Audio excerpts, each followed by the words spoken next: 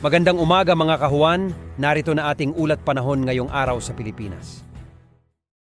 At sa araw nga na ito, makikita natin ang pag-iral pa rin ng southwest monsoon o hanging habagat na ito ang magdadala ng mga pag-ulan partikular na sa may kanlurang bahagi ng Luzon. Umabot yan hanggang dito sa Palawan. Samantala, lumabas na rin kahapon itong bagyong at nung nasa Pilipinas, sinatawag siya Aghon na may international name na Ewinyar. Medyo humina na ito, severe tropical storm category na lamang.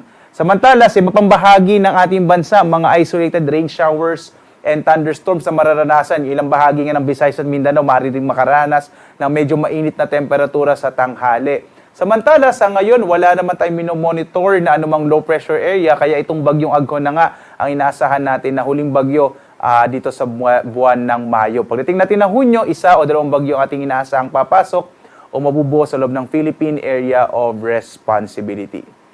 Dumako tayo dito sa Luzon, narito ang ating inaasahang magiging lagay ng panahon. Malaki yung tsansa ng maulap na kalangitan na may mga kalat-kalat na pag-ulan, pagkilat, pagkulog. Partikular na dito sa may bahagi ng Ilocos Region, sa may bahagi ng Bataan, Zambales, gayon din sa may bahagi ng Occidental Mindoro. Ito ay dulot nga ng hanging habagat o southwest monsoon kasi nasa panahon na tayo ng southwest monsoon.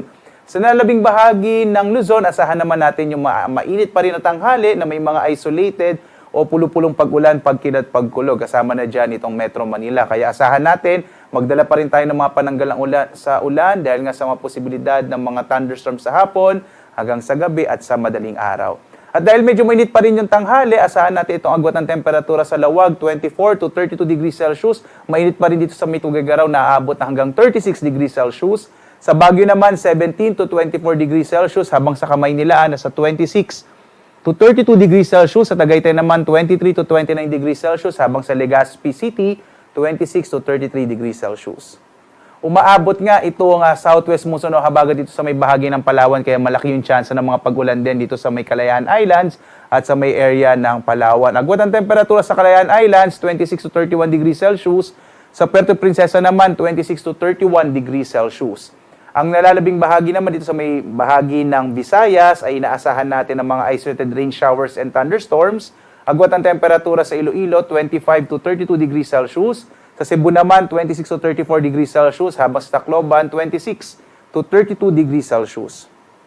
Malaking bahagi ng Mindanao ay makararanas din ng mga pulupulong pag-ulan, pagkilat, pagkulog. Agwat ang temperatura dito sa Zamboanga City, 26 to 33 degrees Celsius.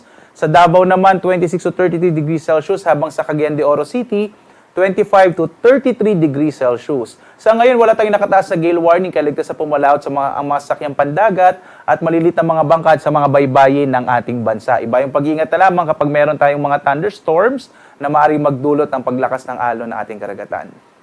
Araw natin ay sisikat, ganap na 5:26 na umaga at tulubog, ganap na 6:21 ng gabi.